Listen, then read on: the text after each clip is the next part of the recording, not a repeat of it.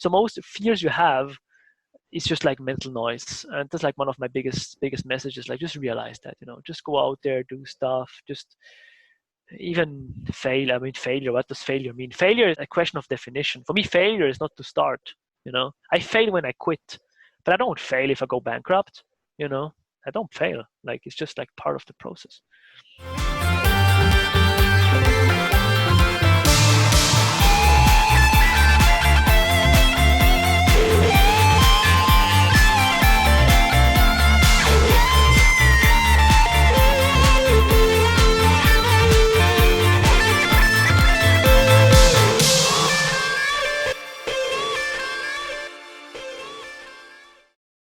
Welcome to Swiss Made Success once again with Erid here on the interviews Stairway to Excellence. Today's guest is straight away from Berlin, and he is a Swiss guy. He's a coach. He's a motivational speaker, motivator, podcast host, inspiration to many, avid book reader, and a great guy. I can consider him a friend of mine, Charlie Rüffieux. He's Coach Charles. Welcome, Charles. Thank you, man. I'm almost blushing today. Thank you. Amazing. Telling the story how I knew about you, how I read like hundreds of books or something like that in 1 year. Yeah. I saw your name like on the link on YouTube, and I was really curious because at the time I was also reading a lot of books. So I said, I want to connect. I searched you on Facebook. That's how I had you, and that's how I know you. Yeah, I remember 2016, right? I had like blonde colored hair. 15, 16, something like that. So since then I've been watching your videos, and as you remember, I started like sharing them, and I found great content, really. Thank you. I remember the video. It was called How to Read 150 Books in 1 year, I think. Amazing. So yeah, you're still doing videos on YouTube, and your channel is still active, right?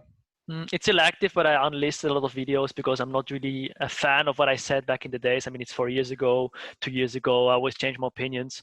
But I still have it because it's a great way to connect to people. And sometimes I forget how many people I touch with my videos. So when I stop to make videos for like 2 or 3 months, people actually text me, hey, are you good? Are you sick? Is something up with you?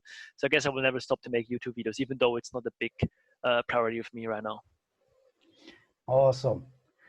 So how's it going? Are you living this moment of COVID-19? I moved countries over 2 months ago for the first time in my life. I left everything behind, my family, my friends, because I met one of my favorite authors last year. His name is Zan Perrion.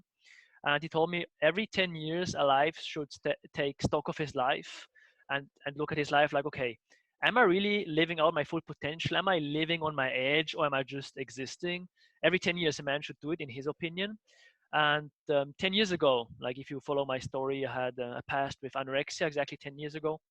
And then I was like, it's exactly 10 years ago. Maybe I should switch up things again. So then I moved countries without even knowing that this virus is out there. I realized the virus is out there end of January, beginning of February. When I was already in Berlin, I was like, okay, this is getting interesting. So I'm alone here on quarantine. I have a home gym, funny enough. So I was like, one of my biggest life philosophies is life happens for you, not to you. So I was asking myself, how can I grow stronger from that experience of being quarantined? So I was like, there's a home gym here. I finally have time to go to the gym properly. I can improve my nutrition even more. I can build my business. All these things that pop into my mind. So I just use it as a way of growth again. And I believe if this coronavirus wouldn't have happened, I wouldn't be growing as much as right now. So it's kind of interesting how it works, I really agree on that, and I'm also doing the same. I'm not even like in quarantine all the time because I still have to work. But the days that you want to go out, like nobody's around. So I understand, and I took this time like to grow, and I'm learning about the streaming programs and doing the interviews. I really took it as an occasion, like to go. Yeah, great way for podcasting. I guess some of your favorite authors would be totally down to have a podcast right now because they're probably also, at home and stuff. Right. So yeah, for example, one of my favorite coaches is right now on interview with me. So nice. Thank you. That's how it happened.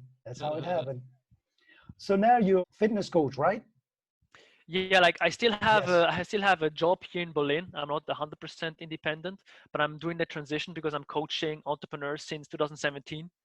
And I realized a big passion of mine. I realized like my mission to get coaches lean and help them to lose weight and build muscle. So right now I'm in transitioning to like build my business even more, to coach more people, have finally a niche, because I was kind of figuring out my way in the last couple of years. So now I'm almost only coaching entrepreneurs. Yeah. Oh, that sounds amazing. And in your coaching, what is, for example, one of the challenges that you see mainly happening in your clients or in your experience You mean right now or in general? in general? In general, yeah, the biggest thing I would say is black and white thinking. So especially because people want to lose weight, they think, okay, I need to either do it perfectly or I'm a big failure. So then they for one day they eat a little bit too much food, and then they think, okay, now the whole diet is over, and then the whole week is over, and the week turns into a month, and the month turns into like stopping overall. So I'd say black and white thinking is the biggest problem. And then also people just being confused because there's so much information out there on social media nowadays. Everyone is a nutrition and fitness expert. I won't consider myself an expert because I know how much I don't know. So that's a problem. Everyone is like sharing these half truths without any context. Then people are getting Hmm. confused. So, except for example, nutrition and like a food, what kind of challenge they have like to bring themselves train or to motivate themselves? Yeah, I would say What? maybe also decision fatigue and willpower management is a big thing, because most entrepreneurs are just underslept and they want to do all. I mean, most entrepreneurs that I have are like these goal getters. They want to get everything right at the same time, and they think like, okay, I can sleep like 5 hours and just hustle my way through the day, and then they ask themselves why they don't have energy to train anymore, and then they do these training splits that normal people do that have way more time on their hands and better sleep, and then they just burn out. So I would say also the biggest issue I see, just people don't know about willpower management enough, because all the little decisions you do on a daily basis, for example, right now my phone is on plane mode, because every time my phone would ring right now, let's say my girlfriend would call me and I need to resist to take the phone. Every time I resist the temptation, I lose willpower. And willpower is like a battery. So I also teach my clients, hey, have a clean room. I'm also not perfect at that, but still have a clean room, have a clean environment, put your phone on play mode, and just know that every time you have a temptation, you're losing willpower. And it's all about like willpower management, because you can get way more done in an hour than you actually think. I really agree on that. And many times we get like caught from also pop-ups and Yeah. Facebook notify, WhatsApp. Yeah, because if you think about it, scientists sit together to make these apps addictive. If you think about them, it's crazy. Like, oh, so you need to be cautious. If you But if you don't have a plan for your own day, you will be plan of someone else. It will be plan of like Facebook, Instagram, WhatsApp, or even if someone. I'm kind of hardcore. If someone tries to call me during the day, 9 out of 10 calls I don't take, because I'm like, the person that calls me think their agenda is more important than my agenda. So I just don't take the call. I'm like, if it's important, they call me like 2 or 3 times, or they text me on WhatsApp. I'm kind of hardcore if it comes to yeah, actually, when I was trying to contact you, I was noticing you are not like all the time online or something. that. And then of all your Insta stories where you share that you training a lot, right? Yeah, So for sure. Yeah, you keep on training yourself. Yeah. yeah. That's amazing. So, what is one of the things like that, for example, people or entrepreneurs can use, or what is some tools to motivate themselves to get to train or to find the Mm, time to train? to motivate themselves, I would say motivation is kind of a scam. If I would just train when I'm motivated, I would not really train that much. So, for example, I tell myself, okay, if I go to the gym, I tell myself, okay, I just do one exercise. And then I do one exercise, and after I did the first exercise, I'm actually getting motivated, because now I'm in the gym, and then you do the second one, the third one, and then if you cannot train at all because you slept bad, you can still go home, or you can take some caffeine before the gym. But I would say just like motivation in itself is kind of useless. Like if I would just do stuff and I'm motivated, it's hard. It's hard. I would rather rely on habits, so build good habits. A good book is, by the way, Atomic Habits by James Clear. He talks about keeping the activation energy for the habits low. So when I started to meditate, I told myself I'm going to meditate every morning. I sit on my pillow and I just meditate for 1 minute a day. And first you would think 1 minute a day is like nothing. But because I meditated just 1 minute every day, sometimes I meditate even more, 5 or 10 minutes, because I was like, yeah, 1 minute is nothing. I can sit down for 1 minute. And if you do that for 30, 60 days, you have the habit of meditation. And then you can try something else. So I would say just start slow, and then you can always build it up. Like consistency beats everything, I would say. And also skip habit twice, habit dies. So don't skip it, just be consistent, but do like small things in the beginning. That was really deep. Can you repeat it skip once again? skip habit twice, habit dies. So Okay. tomorrow, if I don't meditate tomorrow, it's not a big thing. But if I Uh-huh. then also don't meditate the day after, the habit is almost no chance I'm going to meditate 3 times in a row, like the third time. That's some really good stuff. Awesome. It's not for me, by the way. It's by a book. The book is called Superhuman by Habit Mm-hmm. by Tynan is the guy's name, like artist name. Super good book. It's really, really great, really great. I'm sure we're gonna touch like the book argument Oh, after, because you're a big fan of reading, mm-hmm, and mm-hmm, that's mm-hmm. great. Yeah, So, yeah. can you bring us back? How was Charles? Mm-hmm. How were you as a kid? If you look Yeah, back. yeah. So something I forget often is I'm born with a club foot. So my both feet are not the same size because my left foot was not able to grow properly in the womb of my mother. And because of that, I was born 2 months early. So I was like a small kid. My mother had some issues with me. I had 2 surgeries before I was 12 months old. The doctor told my mom I will never be able to walk properly. And my mom was like not happy about it. So she went to all the doctors. And but I grew up really well. My parents were super happy to have me. My mother was super protective. I was like an only child.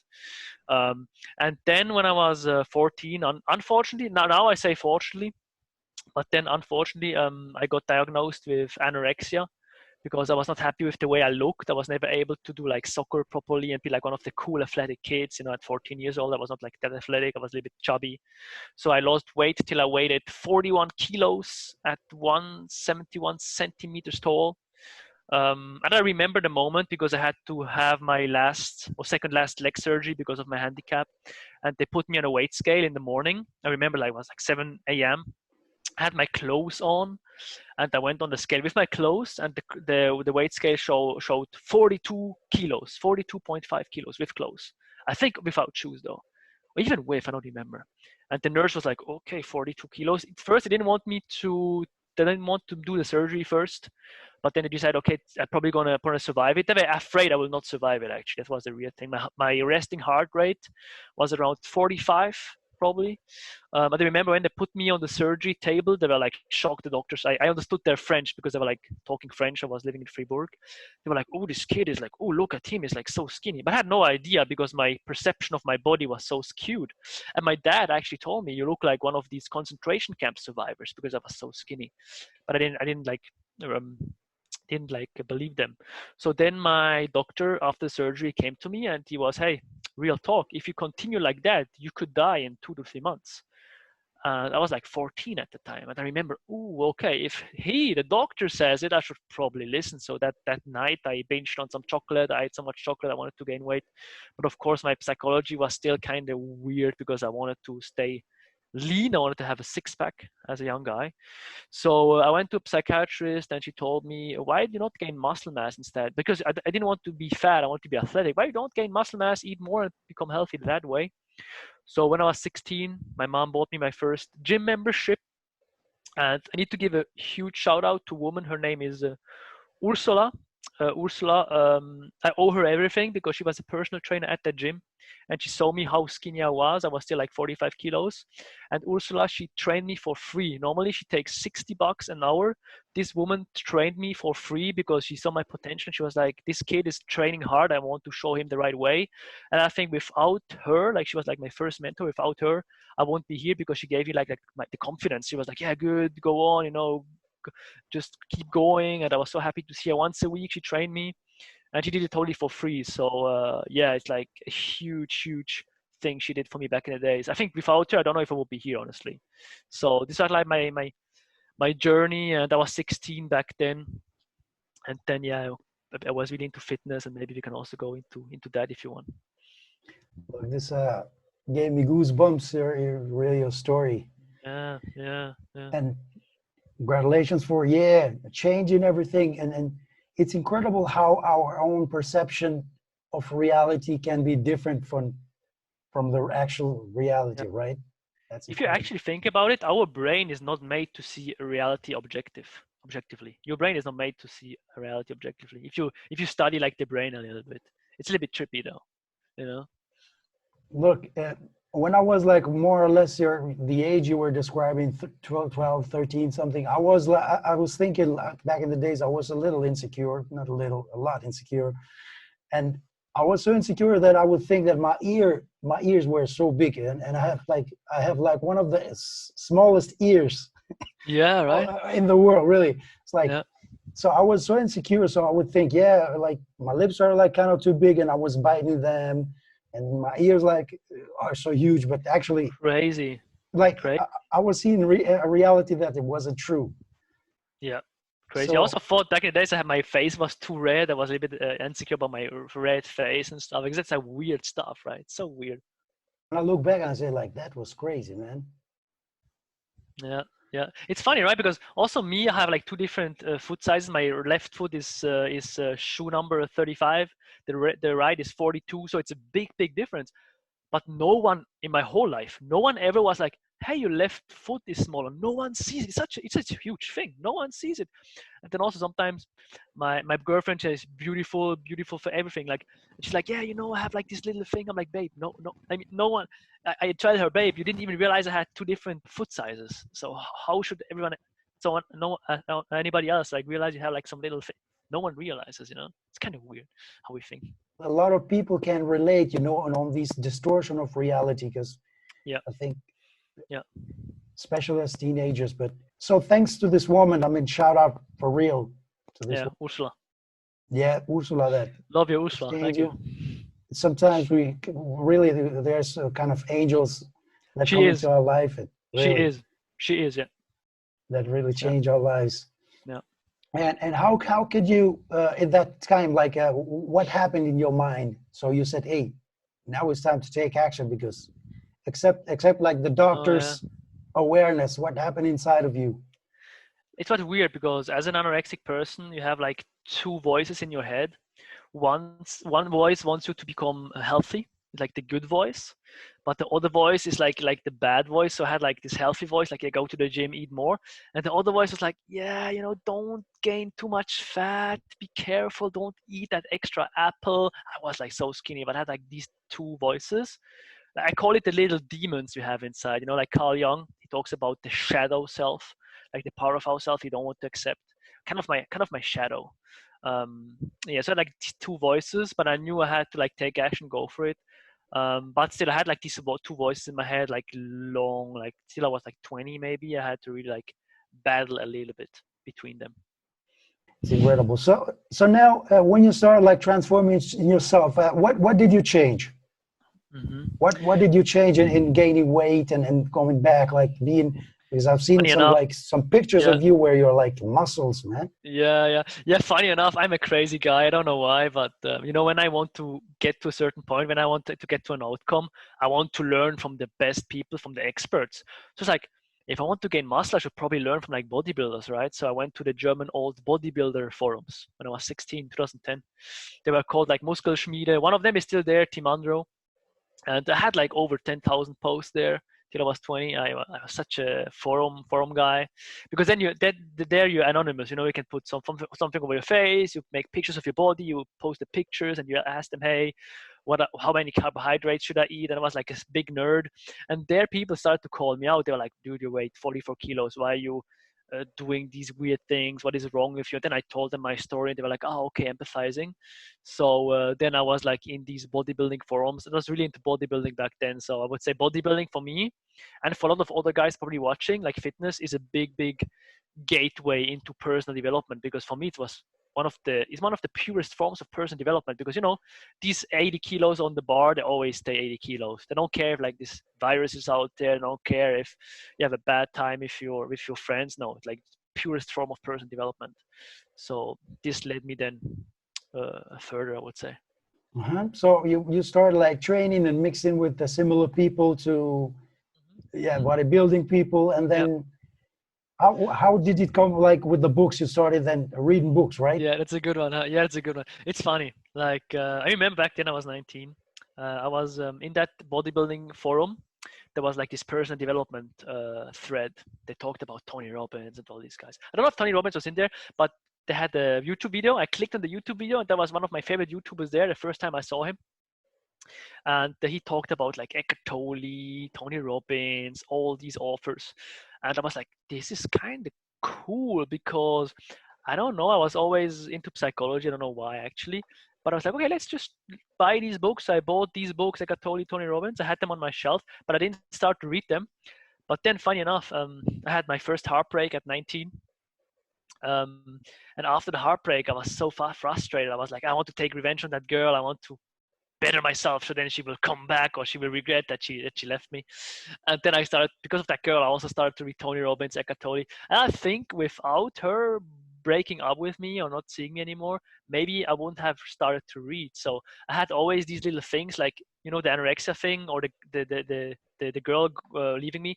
We have these bad things happening to us in the moment, but if you take the right action, they're actually not bad looking back. They're amazing things. So also with the virus right now, you can ask yourself, do I become better as a reaction or do I become bitter? So most people become bitter. They're like depressed and they ask themselves, why me? Why me? But instead of asking yourself, why me? You can ask yourself, why is this the best thing that ever happened to me? Or how can I become better while this is happening?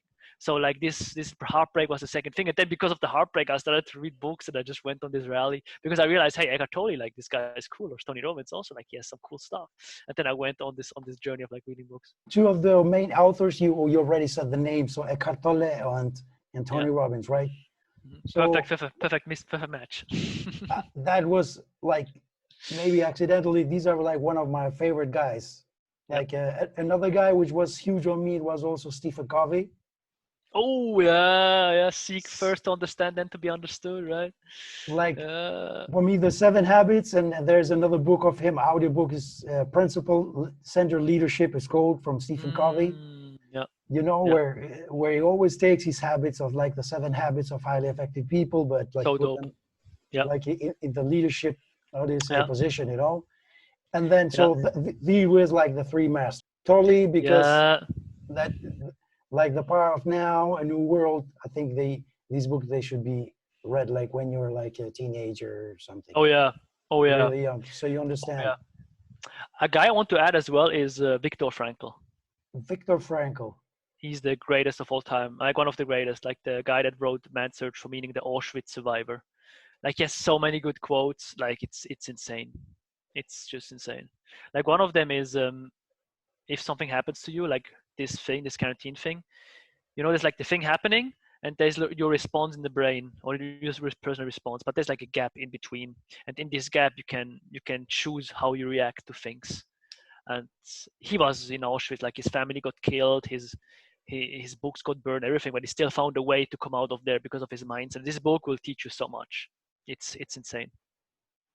That's amazing. Everybody's talking great about that. Same. I heard this from Stephen Covey, also the example of the gap between Yeah. the stimulus and the response, right? Yeah, Viktor So yeah, Frankl. definitely on the list. Gotta read it because Yeah, people will have like everybody's 20 books at the end, like, oh, let me write this. yeah. Like the list is long. So Yeah. yeah, one of my favorite guys like last 2 years, as I told you before the interview, is Grant Cardone. Like Yeah. I was listening to his book Be Obsessed to Be Average like for now a couple of years. That's true. So I said, let me go deep in one guy because I was getting so bright, you know, Yeah. so many opinions. So I said, let me master something. And I don't know if I mastered it, but gotta tell you the truth, I'm taking way much more action than before. Like, Yeah. I mean, just take a guy that resonated with the most and just do what he says. Of course, that's the best way. Otherwise, you get confused. Yeah, for sure. and yeah, actually, that's a good topic. And how can or how what's your opinion? How do you choose your own mentors or on the people you take Mm. inspiration from? You What? mean like also on the internet in general? Yeah. In internet, in real life, what are the parameters or? That's a good. I never really asked myself that. Mhm. That's a good one. Like the first guys I've met were through a YouTuber. His name is Owen Cook. A great guy. Teaches personal development in the best way. Like because of him, I'm the way I am. Like huge shout out. And he talked about these books, so I took most of the books by him. Then you see like these authors. They talk about other authors here and there. Um, and now, to be honest, I just go like through with gut feeling. Yeah, I don't have like criteria. I just check them out. I check, okay, what they're talking about. But one guy that really changed me was also Ty Lopez, because he had like such a the full package. It's not like too much black and white. He had like the full package. He talked about books, but also fulfillment. But I don't have a criteria, to be honest. I just look for guys that are truly fulfilled. You see that they like the billionaires that have billions of dollars, but they're not truly fulfilled. I look for people that have like the full package. But what I need to say, I just contradicted myself, because I said before, when I want to learn something specific, I want to learn from the freaks. So building muscle, I learn from the bodybuilder. Like I have some friends of mine that are bodybuilders. They live like to the clock, and I learn from them. I don't want to be them, but I want to learn from them. I have another friend of mine. He's a dating coach. So sometimes I ask him, hey, how should I do this? How should I do that? I don't want to be the dating coach. Or I don't want to be the guy, because I'm not obsessed with that topic. But I want to learn from the freaks. So I would say on one side, I learn from the freaks, but the learning to be fulfilled, learning to be happy, I also try to learn from fulfilled people. So I guess like I check what kind of outcome do people have, and then I kind of go with that. Yeah, it's a good question So, though. Never asked yeah, myself. sounds great. Yes, it's great. Like it reminds me a paradoxical situation, right? It's something like that. I've been training myself for years, like to deal with chaos in a calm way. Yeah. So the example you told me sounds like it's similar to that. Or how do you deal with chaos, or what would be your advice to deal with chaos, Mm. with paradox? With you mean How with chaos happening, like for example the situation right now where something is like uncertain. exactly? Hmm. One of my favorite quotes is, the more uncertainty you can endure, the higher your quality of life will be. So first of all, I always embraced uncertainty. Also right now with society, with economy, I just embraced uncertainty. Like, okay, I don't know what's going to happen. I don't know what's up. That's the first thing. And then I would say stay grounded, and be master your thinking, master your thoughts. Like one example is, for example, if I drink too much coffee, I'm not master of my own thoughts anymore. My thoughts do like this, like, and I'm getting anxious. Like when I have a negative thought, I already imagine the worst case. That's when your amygdala is getting like, when your amygdala is like on fire, you cannot think with your cortex anymore. You go like on tangents. So when I have too much caffeine, I'm also like, my thoughts are doing this. So I do things on a daily basis. I take supplements, and I also recommend to my clients that keep me calm. So what I do is I take adaptogenic herbs that lower cortisol, like ashwagandha or L-theanine, and good amino acid that is also calming, magnesium, good sleep, blue light blocker glasses. I try to optimize my recovery, because of course you can train your brain to be focused through meditation, but if your biology is off, you can do whatever meditation you want. Your mind will not be sharp. So I try to put my health in check, and then from a calm point, from a non-reactive point, I try to take the best action possible. Because I so like this. There's a cool Stoic prayer, like the Serenity prayer. Maybe I've heard about it. They say, accept the things you cannot change, have the courage to change the things you can, and the wisdom to know the difference. So I try to control myself, because I can control myself, my thoughts, my environment. And just the things I cannot control, I just don't do them. Like, for example, I don't watch the news anymore, because I'm like, I cannot control what is happening outside, but I can control myself, my thoughts, my actions, give value to my clients, do the best at my work. I can control that. So as soon as I control that, the rest I need to let it go. And if you just, because you think about it, your life is just made of present moments. Like the future is just like a mental construct. No one ever found the future. Like Columbus didn't say, I found the future, it's over there behind America. No, you just live in the present moment. And if you just focus on the present moment, doing your best in the present moment, you will be fine at the end of the day, because you just need to deal with the next present moment. Like the Stoic philosophers say, I guess it was Seneca or Marcus Aurelius, you suffer more in imagination than in real life, because you already like think about the worst case. Funny enough, something I didn't tell you, one of my biggest fears was actually a pandemic, because I'm a little bit of a hypochondriac guy. So now if this whole virus happening, I was like, oh no, the worst case actually happened. But now when the worst case happened, it's actually not that bad. I'm still chill, I'm still grounded. So you can see, if you feel something in your mind when it actually happens, either it's not as hard as you thought it will be, or you will have the mental resources to cope with it. So I would say this is my rant about that. That's some great stuff, man. Thank you. Some Thank you. really great stuff. I've read And it in then, books. I didn't come up with anything. I've read it in books. So just so you know, it's not my stuff. My stuff. yeah, but I mean, most of the things we know we came from somebody. So, Yeah. but the Yeah. fact that I mean the hustle, the hunger, because what I see you since I know you, like you're a hungry guy. You know, I've seen you Yeah. improving your camera presence, your speaking level, your own education, and you know you're building your business. Congratulations, and Thank you. you have a great website. Maybe you want to mention for somebody maybe is looking for a coach. You know. Yeah, like www.coach-charles.ch. But you can also talk to me on Instagram at being_coach_Charles. Also, like just text me in Facebook. Yeah, because I also incorporate a lot of Stoic principles in my coaching as well. Even though it's like nutrition, fitness coaching, I mean the Stoics and these philosophies, they're like life philosophies. You know, you need to use them everywhere. Watching your material and knowing you a little, I've seen like you're really big on nutrition. You've been also a vegan for some time, right? Yeah, for 2.5 years. Yeah. So how was the difference for you, and what would you give it as an advice, let's say, to somebody who want to train, let's just say to an entrepreneur in this case? Yeah, yeah. Stick to the basics first. Know what the basics are. It's like a pyramid, like not the Illuminati, but like a pyramid like this. In the bottom, there's the most important thing. So this is like always the calorie, like the calorie intake. If you want to lose weight, consume less calories that you need. If you want to gain weight, eat more calories. The second block of the pyramid, of course, my macronutrients, like how much fat, carbs, and protein you're eating. The most important is protein. So just by having a high protein intake, let's say 2 grams per kg of your body weight, and eating less calories than you consume if you want to lose weight, and you train a little bit, you do more things right than most people, because most people have it the other way around. They focus on the top of the pyramid, like what kind of supplements do I need, when do I need to eat this specific food. This doesn't really matter that much. Just the basics. Most people have the basics wrong because they look for the magic pill. They see like the marketing, or the next fat loss workout. Like the basics are still key, and people don't focus on the basics. Like in business as well, everyone tries to find the newest business thing. Like, is it drop shipping? Is it this? Not to talk bad about drop shipping. Drop shipping, I haven't done it. I don't know how good it is, but just regarding of nutrition, what I know about is stick to the basics. Like for example, high protein foods. What I like to give to my clients is if they are not lactose intolerant, like eat some cottage cheese, low fat cottage cheese, low fat yogurt, high protein. Put some berries in there, some oats.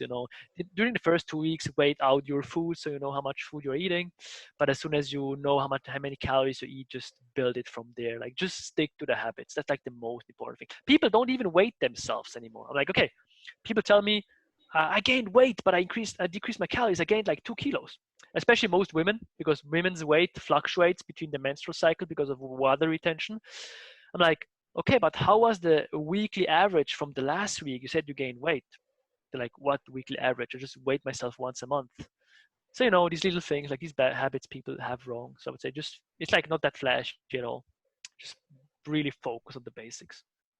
Amazing. How can they find like maybe some material where their people can learn the basic? Do you know? Would you have some advice on book or? Like if you're a guy watching, getting the most out of your physique, one of my favorite guys is Dr. Eric Helms.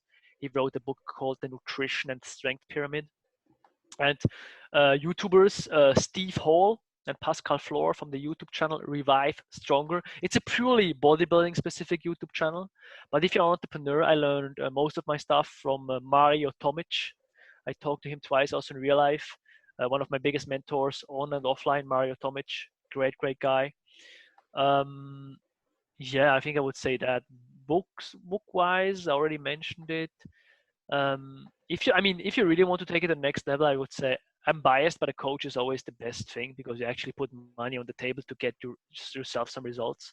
That's the reason I will also have a business coach next month, because I know what to do for business. I have like the knowledge, but as soon as you put money on the table, then you really take action. So a coach is always the best. And then you can do it yourself. But with a coach, you waste less. Okay, you could waste the money, but you don't waste the time, and you can always get the money back, but not the time. So yeah.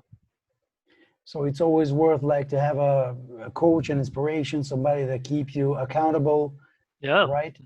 I even bought a book for my relationship. Like 1 month after I was in a relationship with my girlfriend, I bought a relationship book.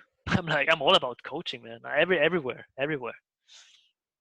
That sounds great. So nutrition is really important. What kind of trainings do you do? Like, how is it? Like, is it a high intensity training or? Yeah, there are different approaches. I believe for most people, going to failure on every set is not the best thing because you can overtrain pretty easily, and especially entrepreneurs that don't sleep enough. So I, with my clients, I try to stay away from failure, like 1 or 2 reps, and I mostly focus on high frequency training. So training every body part twice a week, not doing crazy stuff like Monday chest, Tuesday back, and then legs, and you just train every muscle once a week. It's like kind of a, you waste some potential because after you train a muscle, there's something going on that is called protein synthesis. So after you train a muscle, your protein synthesis is increased, so the protein you eat can then use for muscle building. But it's just up for like 48 to 72 hours, depending on your training status. So most of my clients, they train like every muscle group twice a week, even 3 times a week. So mostly like a full body workout 3 times a week, or like an upper lower split 4 times a week. Like more like simple stuff, but I track everything with them. Like I track the calories, the steps, even the sleep. If like the Aura ring, I will get mine next week. This is just like the sizing kit. I track the sleep. I track almost everything that we need to know, and then we go from there. Because if you don't have specific numbers, how much you weigh, how much you can lift, it's like you want to become a millionaire, but you don't know how much money you have in your bank account. Like it's kind of crazy. Like when we talk about money, people are like in a whole other mindset than nutrition. If you talk about nutrition, people think they know it all, and people think they don't need to track everything. I don't know what it is. Like people go kind of nuts when it comes to nutrition. If I got it right, you advise like to train 3 times a week, more or less, right? I always ask my clients, how many times do you think can you train? What's your schedule like? And then they tell me like if you right now have like a lifestyle that you cannot have for the next 20 years, why are you having it in the first place? So choose something you can stick to for the next 20 years or 10 years, whatever. And then I ask them, okay, for most it's like most guys, most people like 3 times a week. Can also be 4, but not really more. Okay, yeah, of course, you tie it to the specific Yeah. person you're coaching. Yeah, I'm like crazy. I go like 5 to 6 times because I have like a home gym. It's a whole other ball game.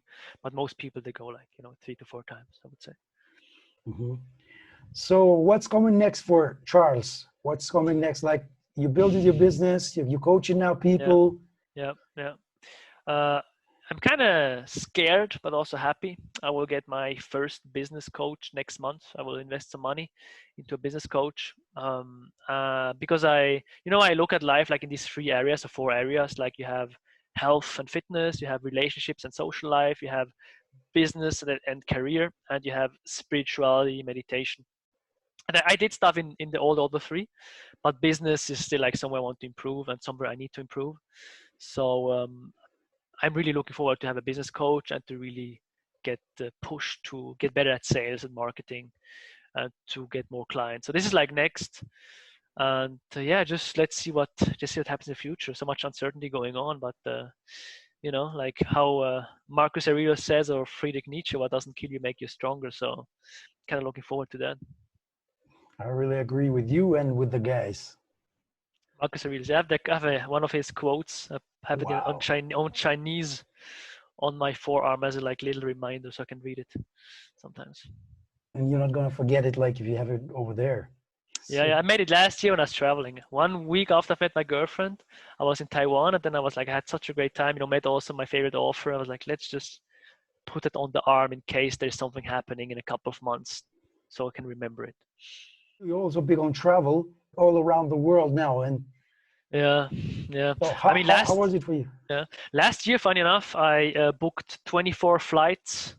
Some people on my Instagram were like making fun of me, like, yeah, global warming. But I was like, in my head, I was like, I don't know when I will have the time again to travel. I was 25 back in the day, like last year. I just quit my job in Switzerland, and I was like, let's just go travel and see what's up, because you can always get the money back that you invest, but you can never get the time back. I was like, let's just go. And crazy enough, I had the best time of my life. I've met 2 of my favorite YouTubers, one of my favorite authors. I've met my girlfriend. Just a crazy time, because in my back of my head, I was like, I don't really know if I can travel next year. I don't know. I thought I wouldn't be able to travel because maybe financially something happens, or health-wise, you never know. But no, the pandemic happened. So the other day I was like in my room, I was like, do you remember what you thought last year? It's like my intuition almost knew what is going to happen. So that's also a big message I want to give to people. Like, I think the biggest problem in society right now is we all think we're going to live forever. And my quote here says basically, be awake, be alive. What by being awake I mean is just be aware that you're going to die one day. Like, for example, if someone would tell you, like tell you Erid, or tell someone of the viewers, you have a really hard, like a harsh disease and you're going to die, but I don't know when you're going to die. You could die tomorrow, you can die in 1 week, you can die in 50 years, but I don't know when. You would live your life differently. But actually, your situation is the same. You could die tomorrow, you can die next week, you can die 50 years. But just by doing this perspective shift, you live your life in a whole other way. And I did this perspective shift after I've read Seneca's essay. It's called About the Shortness of Life. And this became one of my biggest life philosophies. And it's crazy because we're young people like me, they're like, yeah, I'm 26, dude, statistically nothing happens. They just do random stuff. I'm not saying you need to have a business, but just know your values, know what you want to do. Last year, when I was traveling, I went crazy. I drank a little bit of alcohol. I was in Bali, partying in Taiwan, partying in Poland. But still, I was aware I want to have this because I don't know how long I'm going to have this. So it's kind of scary because in our society, we're getting conditioned to think we're going to live forever. I mean, I saw one dead body in my whole life, one dead body. And back in the days, you were supposed to see like dead people, and life was harsh. I'm really glad we have this society, but I think we as young people, we forget that we are mortal, and this like death and regret inspires me the most. That's the reason I went traveling for so much. So yeah, I think people need a little bit more of a sense of urgency, about life. So basically, the message is do it. Yeah, do it and know that time is running. If you would have a timer on your wrist, people would go crazy. You know. I'm really huge on that because I think time is life, like the time is running. Yeah, Say, for sure. For sure. And also kind of what this quote actually says is from the book Meditations, book number 6, verse 31. I paraphrase the quote, but he says something like, all your fears that you had were just like a dream, they were not real. So live like in a dream and realize all the fears you have are not real. And when I was younger, I had so many fears, like, oh, what will my parents think? Originally, to be honest, I quit university when I was 21 because I wanted to do something else. So first I was like, my parents will be disappointed. My parents don't want me to have a business. I had all these weird thoughts in my head. So at my mother's birthday, I actually told her, hey, sorry, I will never have I will probably have an online business. I will probably go for my passions. I don't know when everything will work out, but I'm just going to do it. I told her like a couple of months ago. And she was like, yeah, I already thought that, it's okay. We support you. We are proud of you. And then I was like, all these fears I had were just like mental noise. This was not the first time this happened. Also, when I went into health fitness industry and I started to train, I thought like people are going to think weirdly about me when I'm like the skinny kid in the gym. Actually, people support me like Ursula also. So most fears you have is just like mental noise. And that's like one of my biggest messages. Like, just realize that, just go out there, do stuff, just even fail. I mean, failure, what does failure mean? Failure is like a question of definition. For me, failure is not to start. I fail when I quit, but I don't fail if I go bankrupt. I don't fail. Like, it's just like part of the process. so doing it, that's huge. That's really, Read more, yeah. because I came up with that by reading books, not by myself. Yeah, I got you. Yeah, Yeah, like yeah, learning from the smartest, right? And many times, like my own self, I got to get out of my own weak ego. And I say, I don't have to reinvent the wheel, somebody else did it yeah. before. Of course, Picasso says, "Good artists copy, great artists steal." So, it's like we don't have to reinvent the wheel once again. So go get the stuff from the smart people because they did it before. Oh yes. And Oh yes. they can save us a lot of time, Yeah, 100%, 100%. Yeah, that's the reason why I'm a little bit sad that a lot of people don't read anymore, because they think, okay, the book is just like $20, maybe it's not worth that much. But if you think about it, like a book, like for example, Robert Cialdini, Influence. He was a psychologist that had like over 20 years of experience into like teaching psychology and about what influences people to make certain decisions. And he wrote the whole book about his 20 years of life experience, and he paid other people to write down his ideas in an even better way. And you can buy this book for like $5 on Amazon, $10 on Amazon. So it's like 20 years of life experience into your brain. It's crazy. So if you think about books in that way, I hope people will be more motivated to read. You were talking about books and Ty Lopez before. He's also, of course, famous for reading books, one book a day or something, what he said when he Yeah, did the one TED book a Talk. day. It's 67 So, steps. yeah, so I think we have in common the 67 steps. And I've seen you 2 or 3 times, maybe in real life. One time we met in Zurich and we had an Yeah, amazing conversation, actually, like this interview. And I'm really pumped, man. It's amazing. Also, the information you're sharing right now. thank you. And then I met you a second time when I was organizing these events on Swiss Made Success in real life. So also was great to have you. But I remember first time when we shared like the 67 steps things, you know. So that was huge also for me, a big influence. Yeah, Ty Lopez is the man. Yeah, some people So hate him, but I'm like, he's a great marketer. to me, I only can say like positive things, you know. You know what? When I think, like, for example, he's like the Dan Bilzerian, but Dan Bilzerian, he's not telling other people you can do it too. He's just like there chilling in his mansion. So people just get angry a little bit. But Ty Lopez is the Dan Bilzerian that tells you can do it too, but you don't have it because you don't have the knowledge. It's like you should do it too, but you're not doing it because you're not smart enough or you're not reading books. You know, the people are getting mad. I think it's that. What would you say like it's some essential things to build the confidence, self-confidence? Read the book, The 6 Pillars of Self-Esteem by Nathaniel Brandon. That's maybe a good way. But also, I would say self-confidence. It's also like, okay, you could do like some mental stuff, if like your mindset, read books about that. But the biggest thing is going out there and take action. Because as soon, for example, it's also in the book, the 6 Pillars of Self-Esteem. Every time you want to do something, let's say you're someone watching, like, oh, these guys have a podcast. I also want to start a podcast. Because the time is now, everyone is on the phone, on the internet. If you decide today you want to start a podcast, but you don't take action on this decision, you unconsciously tell yourself, I'm not worth to start, or I'm not capable to start, you know. Like you would increase your self-confidence more if you would just start and maybe have a bad podcast, but just start and then just give yourself the permission to do stuff. Every time you take this little decision, your self-esteem goes up. Like a big thing is dating, for example. Like some guys out there, you know, on the street, like maybe they are single, they want to talk to girls. They see a girl passing by, but they don't talk to her, even though they want to. Then their self-confidence goes down. If this guy would actually talk to the girl, even though she rejects him, even though I don't think that thing exists, because you could meet her like 1 year later and maybe then she likes you, but anyway, it's another story. But then she rejects you and then your confidence still goes up. Confidence goes up because you gave yourself the permission to be in a successful position. So let's say just like know what you want and just, you know, try the best to get it and just put yourself in a position to succeed, I would say. And also read the book 6 Pillars of Self-Esteem because he goes really into depth, you know. He's like really goes deep. But for me, the biggest thing was just, you know, to go a little bit like David Data in his book, The Way of the Superior Man. He calls it live on your edge. Every man and also woman should know where's your edge and just live on your edge a little bit, you know. Don't freak yourself out, but just go over your edge a little bit. And by this, you will change your self-image. And then you will be like, oh, maybe I'm the person that can do podcasts. Maybe I'm the person that can talk to people outside. And then your confidence, I would say, increases. So reading books, taking action, visualizing who you want to be. Yeah, that's a good question. Like, for example, business-wise, I want to get to 5 figures right now, the fastest way possible. So one thing I do is, what would the Charles do that already makes 5 figures a month? What would he do? Would he do the sales call even though he's really nervous? Would he go for the close or for the higher price even though he's scared? Or would he not do it? Of course, the answer is he would do the sales call. He would do this thing.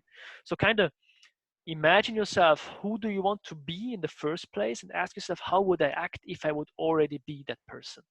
And then you kind of go and grow into that personality. Same with YouTube. Funny enough, during my first year of YouTube, I did over 100 YouTube videos because I was like, I want to become the YouTuber, so I should probably take the actions a YouTuber would take.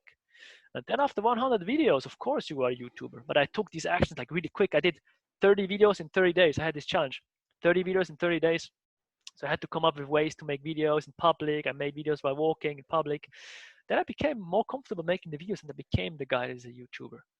So yeah, it's I mean, you can also do like visualizations every morning when I wake up. I write down a sentence in the present tense. You know, you can do that.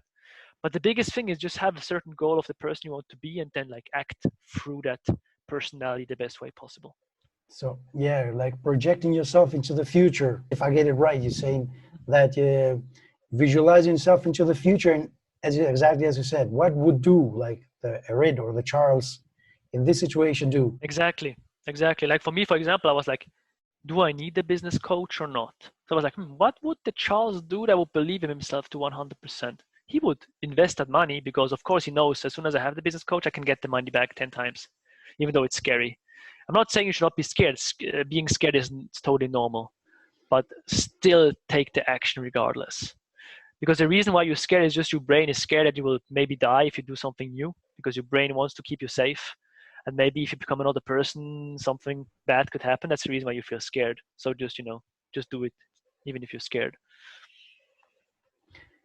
What motivates you to do what you're doing? Oh, that's deep. We're going in deep today. I would say just to live a life that is, I mean, how can I say this? But regret, maybe. I just want to, I see my life as a video game. I was never playing a World of Warcraft, but I see my life as a game or like a movie, like I like to say. So in a video game, you can level up, become better, get new weapons, And for me, life is like, it's like also like a game and like a movie. Right now, it's like a movie. I just want to see how far I can take the movie, what happens. I'm like my own hero in my own movie. I just want to say, okay, what can I do? What can I create? Because if you really think about it, life is nihilistic, kind of. We have these people saying, okay, nihilistic, like life has no meaning, so I just be lazy, I just do nothing at all. And I think the same, like life hasn't really a meaning. But because why not strive for greatness or strive for a better version of yourself? So I'd say just a regret not to fulfill my potential and not to have a life of meaning makes me kind of scared and afraid. Even though life has no meaning, like also like guys like Grant Cardone, you can have the argument, yeah, you don't need to make millions of dollars, you can do something else, whatever you want. But for me, regret is my biggest motivator. I don't want to be on my deathbed and think like, damn, I should have done this, I should have done that. I don't want to think that. I'd rather do crazy stuff, maybe lose some money here or say something crazy there, or fail, quote unquote, even though for me failure is not doing anything. But I just want to be on my deathbed and think like, dude, this was a crazy ride, man. I loved it. Amazing. So what keeps you up at night? Oh, not a lot, honestly. Not a lot. I sleep pretty good because I have my blue light blocker glasses. What keeps me up at night? That's a good question. What really bothers me is when I have friends of mine, for example, and I know exactly what they would need to be successful, to be happier, and I see their blind spots, but I just know I cannot help them because they're on their own journey. So this sometimes keeps me up, um, but not a lot, honestly, right now. But I think just like regretting stuff, maybe. But right now, I'm really connected with what I want and what I want to do. So yeah. That's a good question, actually. So Charles, before we wrap it up, maybe you want to share once again how people can find you? So I guess my Facebook should be here, Charles Rüffieux, Ruffieux, Rüffieux, you with the umlaut. Or on YouTube, of course, Coach Charles on YouTube is the easiest way. Or on Instagram, I'm also pretty active, being_coach_Charles. I respond to all the messages. If you have any questions, if you know someone that has anorexia, maybe, let me know. Or like whatever, just to reach out there. I would say it's the best way. Guys, all the links in the description below. And I want to still thank you one more time for taking this interview and share with us and share with the viewers your story, your own advices and everything. Yeah. Thank you, man. I really appreciate it. Really appreciate your time Yeah, for also. sure. Like I think what you do is great. Like I remember you as a really positive person, like also interested in like growing, self-improvement. So for everyone watching, like you do great work. I'm really happy to be here. And maybe I'm back soon. I don't know. Maybe if I can, after I worked Yes, on my business, I can come back, share some stuff. So let's see. I'll definitely would like to keep in touch and would like to have you back, Thank you. Yeah, for in the sure. future. For sure. So Thank you very much. And ladies and gentlemen, so this was Swiss Made Success interview with Coach Charles, the entrepreneur's coach, and I'll see you in the next one. Peace. Please write down in the comments below what was your biggest takeaway from this interview. And if you're working on yourself, on your self-esteem, on your inner confidence, on your social skills, on your video presence, I offer one-to-one coaching and consulting sessions. Go on my Facebook page and write me a message or send me an email at eridmusic@gmail.com. And on Facebook, on my page Erid, on the review session, you can see what people say about my coaching. Jerry says, Erid is a nice and reliable person with great people skills. I definitely recommend him as a coach. Or Brett says, I was trying to improve my confidence and Erid helped me with this. He helped me to see that I have already achieved many things. I found Erid to be friendly, supportive, and encouraging. Thank you, Erid, for your time and your guidance. All the best, Brett, Australia.